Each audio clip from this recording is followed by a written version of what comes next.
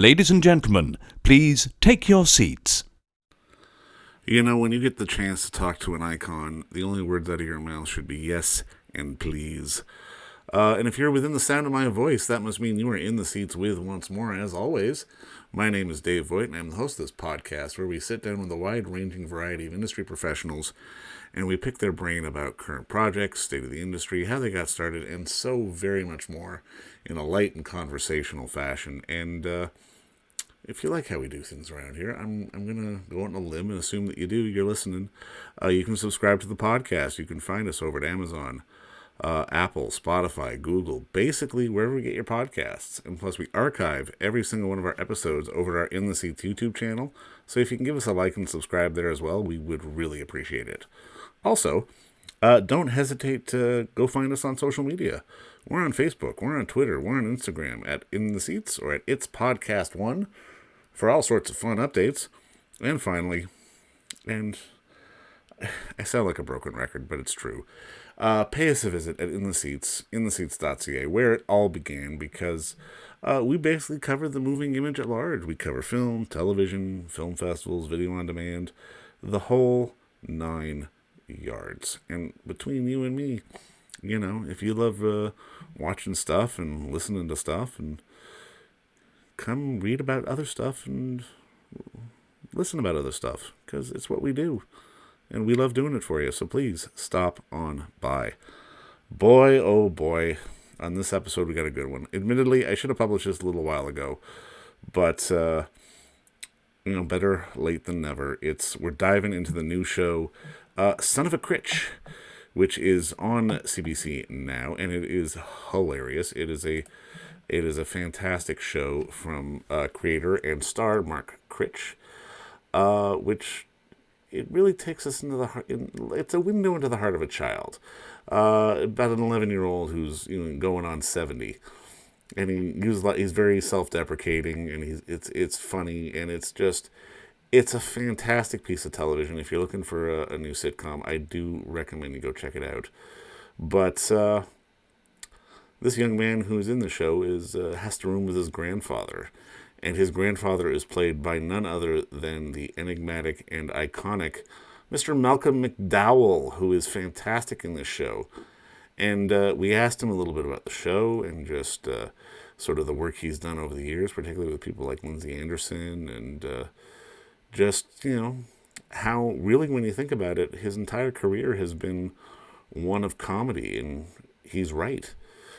The guy is hilarious, and he made for a great conversation, which I certainly hope you enjoy, because I know that I did. I really appreciate the time. Yeah, thank you. Yeah, it's a pleasure. Thank you. Now, I guess my first question is just, man, I got such a kick out of the show. It's so much fun. I guess my first question is just walk me through sort of your initial reaction when this, you pulled this script off your desk and started reading it. Well, my manager sent me the scripts. He said, look, this came out of London, actually. And I went, oh, I don't know. He goes, he said, it's a comedy. I went, good. Because that's what I want to do right now, is a comedy. So he sent it over, and as soon as I read it, I don't know how many, I think I read 4, they sent me 4 scripts. As soon as I read it, I knew I wanted to do it, and I called the manager back and said, make this work. That was it. Whatever you have to do, make it work. I want to do it. So, if you find something that you're that definite about, then that means don't get too bound up in contracts and stuff like that. Let's just do the damn job, Well, those moments don't come every day, do they? No. And then he said, I said, where's it shooting? He meant in Canada. I went, okay, cool. Well, I've been there many times, shot there. I'm thinking Vancouver or somewhere, or Toronto maybe. And he went, Newfoundland. I went, where? What? Isn't that green? Isn't that Iceland, Greenland or something? Isn't that freeze your bollocks off time? No, then I looked it up. I went, Jesus, there's nothing further east than this. This is it. You're dropping off the Atlantic Ocean here. But, I had worked in Nova Scotia, 20 years ago, in Halifax, So I loved the experience. I didn't like the job I did there, but I loved out and about, meeting people. Oh my God, I met some really wild people because I was collecting, folk art. So I'd go to all these crazy nuts, and Oh, fantastic. oh, it was absolutely beautiful. And it was so much fun. So I kind of thought, I hope, St. John's is going to be a bit like that. And then I looked it up and I thought, wow, this looks like Ireland with all these colored houses, or Scotland. And, but it's really its own place. It's so cool. It's really, I felt immediately at home. And it's not only because people are so friendly, which they are, it's also, I think, because, I'm from Liverpool, and it has the same kind of thing. Liverpool's rather isolated as a city from the main. You have to go to Liverpool. You don't go through Liverpool to somewhere else unless you're getting the ferry to Dublin. Right. I mean, you go through Manchester, it's everybody goes through Manchester or Leeds or something.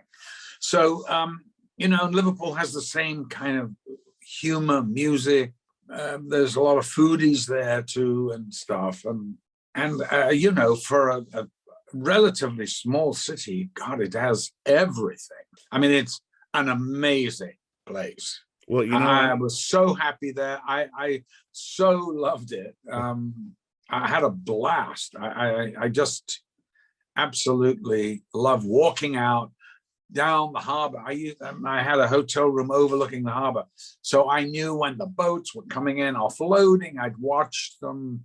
I was supposed to be learning my lines. I was absolutely fascinated with the offloading of the containers and then moving around, and the guys coming in with the trucks and loading the container on the trucks, and I mean, the whole thing was great. That positive energy, man, it really comes through in the work. And I mean, you had such great chemistry with sort of young Mark. How long did that take to sort of get the banter going back and forth? Because it's just classic. We're both Liverpool supporters. End of story. If he'd have been an Arsenal or Chelsea, I probably wouldn't have done the job. Or I would have teased him so unmercifully, he would have had to switch just to bear it. No, he's such a great kid, He's such a good actor. Listen, forget about him as a kid right now. Honestly, I never felt that I was working with a child actor. I mean, to me, he was as good an actor. He gave me back as good as I gave. And he was present in the moment. I think one time there was a long pause, and I'm thinking, well, I don't think it's my line. Normally, it would be me to forget. And I go, it's not me. And so I said, Benjamin, I was lying on my bed. I went, Benjamin, I think it's your line. He goes, oh God, I was acting.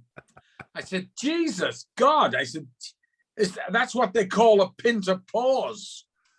I mean, Jesus, we're on television. We haven't got time for that. And of course, he burst out laughing, and there were lots of great moments. And he would laugh, that boy. He was very serious, but there were occasional moments I'd change lines, I'd say, just to really get him going. And he couldn't stop. I know how to get it pretty good, What was it about comedy that that you wanted, that like you're drawn to that as a genre right now? Listen, Clockwork Orange is a comedy. Well, this is, It's a black one, but it's a comedy. And the way I approached the part was comedically, first and foremost. That's not in the book. That's just not. That's just the way I approached it to make it palatable. I mean, it's very dark, but it is ludicrously funny, I mean, to be doing all this stuff, to Singing in the Rain, you've got to smile. I mean, you can't help. So even going way back, I mean, I think everything I've done, I always look, of course, to be true to it, but if I can extract any humor out of it, I will. Do you think that gets a little lost just in translation? Because I mean, obviously, some of the stuff you did with Lindsay is also very funny as well. I mean, I just Yeah. watched you in Britannia Hospital the other day, and I mean, Oh, yeah. that's a crazy movie, but I mean, it's inherently It funny at is. the same It's not time. a bad movie. It was before its time. You know, I'm very fond of that movie. I think there's some great bits in it. But Lindsay, you know, was such a great master. He was my John Ford, Yeah. you know, and he was such a great teacher, really. He was such a wonderful man, you know, a real curmudgeon. And I used to have terrible rows with him. But, you know, in a few days, I'd call. And he goes, I suppose you've called to apologize. And I went, wait a minute. Yes, all right, I'm sorry. I didn't mean to, you know, blah, blah. Because it just wasn't worth not having his friendship. You know, he was just such an important person in my life. And, you know, when he passed, I was sort of devastated, really.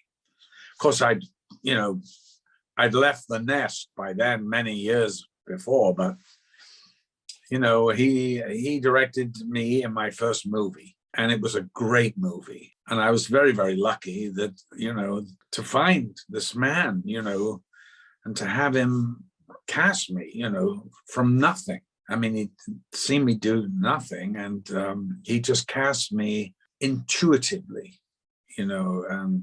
He always said to me, you know, casting is 90% of it. And he's right, it is. And then to go on and do 3 movies with him and numerous stage plays. He was a great stage director, you know, and of course he loved John Ford very much. I remember asking him, I go, why do you love John Ford so much, Lindsay? He goes, well, Malcolm, you know, there are many great directors, very few poets. John Ford was both. So was Lindsay. And amazing. Is there any advice you'd give sort of the young Malcolm now? Because I mean, just in talking to you, and at least for me as a fan, some of my favorite performances of yours, even if you're playing someone sinister, there's still joy there. And I mean, I think that comes through in the work. And I mean, like, if you could talk to young Malcolm, what would you say to him right now? You know, I march to the beat of my own drum, sometimes to the detriment of so-called career. But all I'll say is, well, I'm still working. You know, I can't do all the work I'm offered. I think I've been offered more in the last year than I've ever had in my whole career, including when I did Clockwork Orange. So it's been a great ride. You know, of course there are, you know, it's peaks and valleys. You know, sure, yeah. Like every career, every person, and if it isn't, there's something wrong. You don't treasure it as much. I love to work, and I think you're right. I do get a great enjoyment out of it, and you know, I want to be enjoying it because I want the audience to enjoy it. I want them to believe me. Lindsay once said to me, "Yes, Malcolm, you're a Brechtian actor," and I went, "Oh, really?" I went, well, are we talking about the Brecht, Threepenny Opera one? He goes, how many more are there? I go, okay, well, why am I a Brecht actor? He goes, because you will do something, you will tell the audience that you're acting it, but they will believe you anyway. And I went, what? He goes, yes, think about it. You don't do it consciously. And I think that's the enjoyment I get out of it, and the relishing of it, and you know, the badder the better, because I know you know, I know it's going to upset certain people. So and I think good, you know, why not? Let's move things around a little. Well, you know what? I mean, I think Lindsay is 100% right, because you definitely bring that energy in this new show, which is just absolutely fantastic. And I had a great time with it. And just thank you for the time today. This was a hell of a lot of fun, and just keep doing the good work. Thank you. All right. Nice Thank you, talking to you. Nice All talking right. to you. And don't forget to visit our friends over at Bay Street Video for all your DVD, Blu-ray rental, or purchasing needs this summer, as they are still open for curbside and some mailing delivery as well. Over at 1172 Bay Street, Toronto, Ontario, Canada, you can give them a call at 416-964-9088. That's 416-964-9088. Or send them an email at baystreetvideoto@gmail.com for any of your DVD and Blu-ray needs.